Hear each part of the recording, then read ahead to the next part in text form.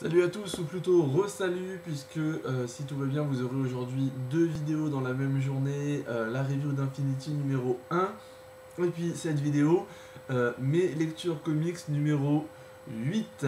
On s'intéresse ici à ce que j'ai lu récemment et à ce que j'en ai pensé. Alors on va commencer tout de suite avec les quelques sorties de la semaine dernière, et tout d'abord une sortie de vendredi dernier chez Urban Comics, un truc que j'attendais depuis pas mal de temps, et je dois dire que Thomas Rivière, le gars qui fait Comics Place, le site Comics Place et les vidéos J'irai lire des comics chez vous, n'y était pas pour rien puisqu'il n'arrête pas d'en parler.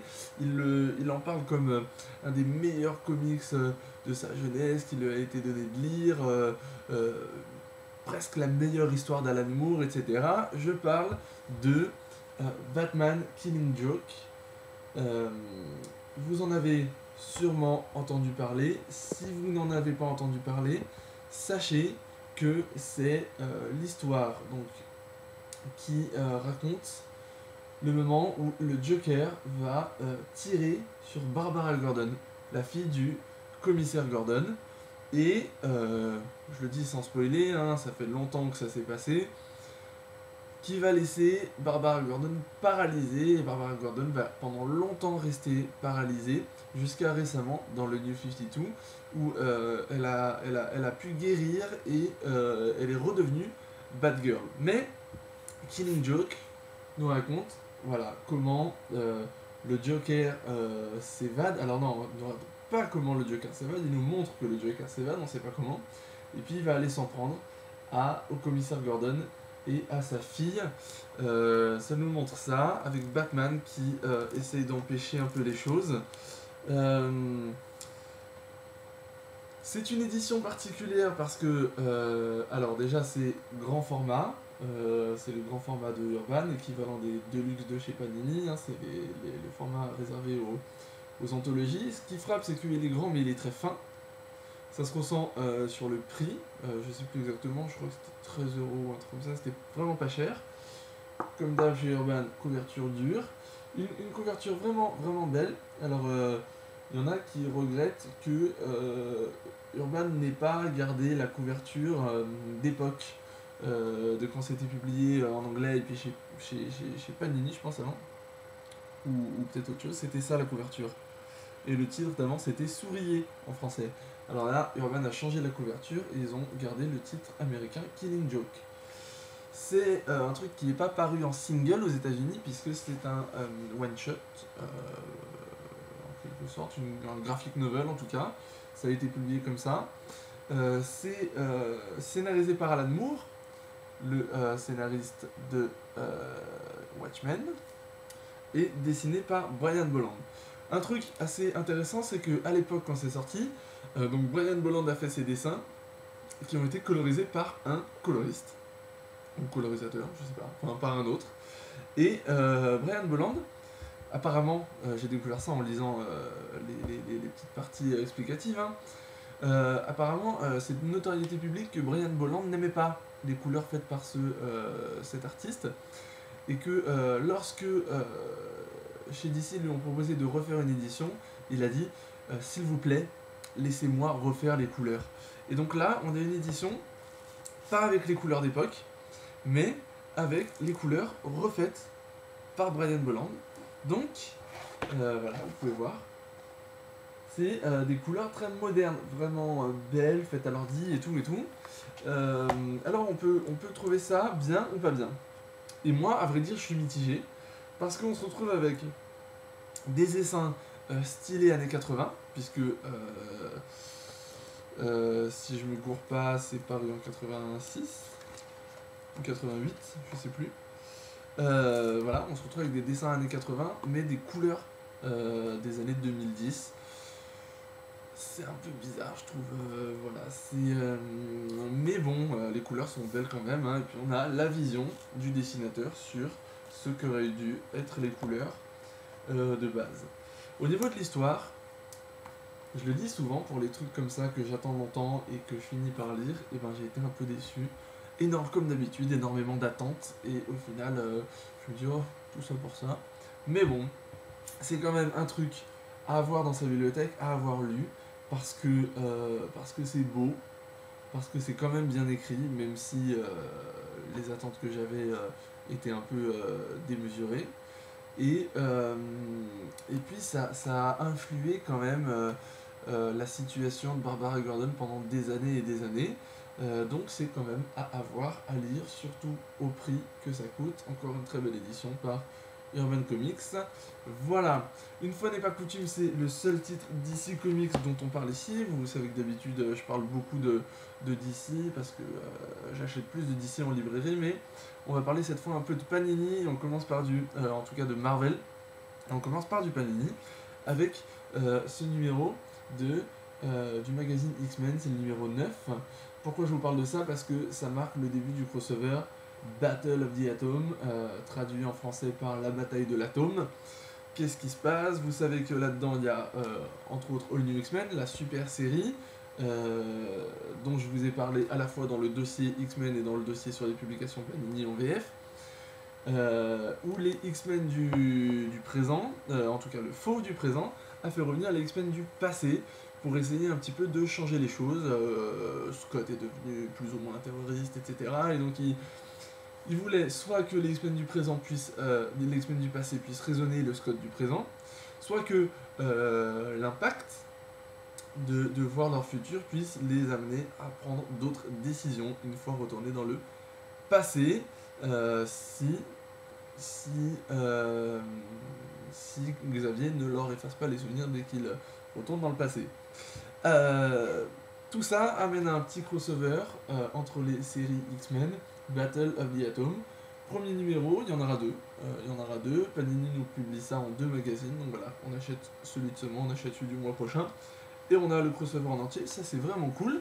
Ce qui est super cool aussi de la part de Panini, c'est que le crossover s'étend sur des séries qui ne sont pas d'habitude publiées dans X-Men, comme par exemple Wolverine and the X-Men.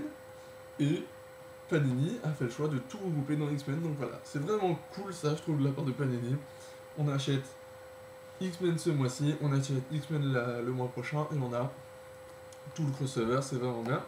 Ce crossover, je vais pas dire débute, puisque du coup on en est déjà à la moitié, mais est vraiment, vraiment intéressant. Il y a beaucoup de rebondissements, je vais pas vous le dire, parce que je vais pas vous gâcher le plaisir. Il y a beaucoup de rebondissements, il y a des choses qui se passent auxquelles on ne s'attend pas. Il vaut mieux avoir lu un peu ce qui se passe avant pour comprendre, mais je pense que c'est accessible quand même. Donc voilà, c'est en kiosque et en comic shop en ce moment. Allez-y, sautez dessus, ça vaut vraiment le coup d'avoir la moitié d'un crossover pour 4,80. Ça veut dire que pour 9,60, c'est ça, je crois, on aura un crossover en entier. C'est vraiment, vraiment cool de la part de Panini. On continue avec une publication de Panini encore, de ce mois-ci, c'est Spider-Man numéro 9 aussi, puisque c'est le numéro 9 chez les séries mensuelles Panini ce mois-ci. Pourquoi je vous parle de ça? Parce que, donc vous savez que dans la série Spider-Man, en fait c'est Superior Spider-Man la série, et le Superior Spider-Man n'est plus Peter Parker, en tout cas physiquement c'est Peter Parker, mais à l'intérieur c'est le docteur Octopus qui a réussi à prendre possession du corps de Peter Parker et à donc devenir Spider-Man, et qui s'est mis en tête de devenir un Spider-Man supérieur en disant je peux faire mieux que Peter Parker, je peux faire mieux que ce qu'il a fait, je peux être un meilleur Spider-Man, un meilleur héros. Et là, en fait, ce Spider-Man là va être confronté au Spider-Man de 2099. Spider-Man de 2099 qui va partir dans le passé, donc dans son passé, donc notre présent, et va arriver dans la vie, en tout cas va arriver et va un petit peu titiller ou se battre avec le Superior Spider-Man, Dr. Octopus dans la tête, et puis on sait pas trop ce qui va se passer. Pourquoi c'est bien? Parce que il y a ça qui commence, qui va continuer le mois prochain. J'ai vu la couverture. Panini a montré les couvertures du mois prochain sur son site, avec une couverture où c'est écrit l'affrontement entre Spider-Man et le Spider-Man 2099. Voilà, et puis je vais vous retrouver ça.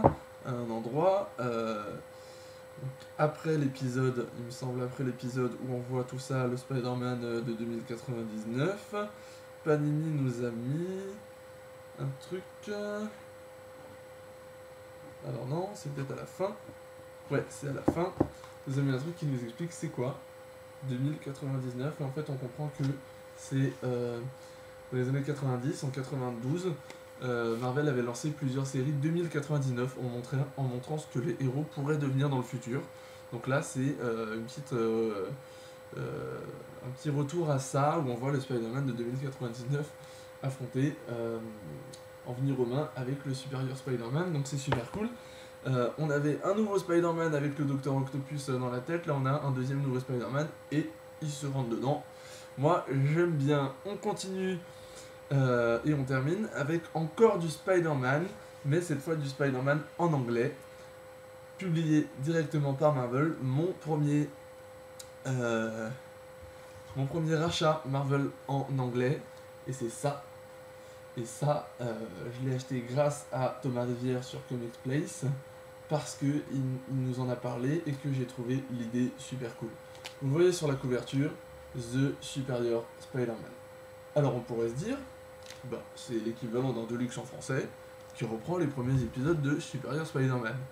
Alors oui, mais pas seulement, parce que Marvel a eu une idée super, que je trouve vraiment bien, c'est qu'ils nous mettent pas seulement les premiers épisodes de Superior Spider-Man, mais ils nous mettent aussi les épisodes 698, 699 et 700 de Amazing Spider-Man, la série qui précédait Superior Spider-Man, qui s'est arrêtée au numéro 700, chapeau, parce que 700 numéros quand même c'est énorme, et donc ça reprend les 3 derniers numéros de Amazing Spider-Man, et ça enchaîne avec les premiers numéros de Superior Spider-Man. Quel est le but? Le but c'est de nous montrer qu'est-ce qui s'est passé, comment Dr. Octopus a réussi à inverser son cerveau avec celui de Spider-Man, de Peter Parker en tout cas. Donc, moi je m'attendais à voir vraiment le changement, voir vraiment le moment où il le fait. On voit pas ça, je pense que ça arrive un petit peu avant. Donc je vais peut-être essayer de récupérer les épisodes précédents. Mais c'est quand même une super initiative de la part de Marvel de faire le lien entre les deux séries.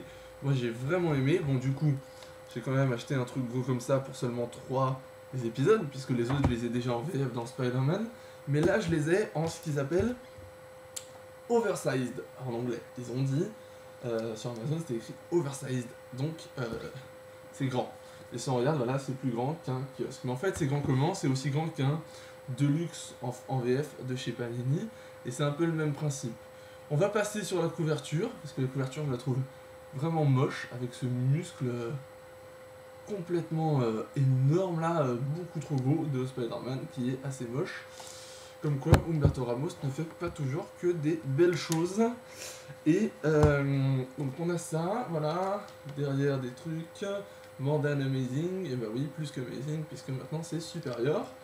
Et c'est un truc avec un rabat, comme les Deluxe, sauf que là, sous la couverture, il y a une autre couverture, que je trouve bien plus jolie. Et derrière aussi, voilà, c'est une super édition de la part de Marvel. Ça coûte à peu près le prix d'un Deluxe en français, c'est dispo sur Amazon sans problème. C'est arrivé en état parfait, sous blister.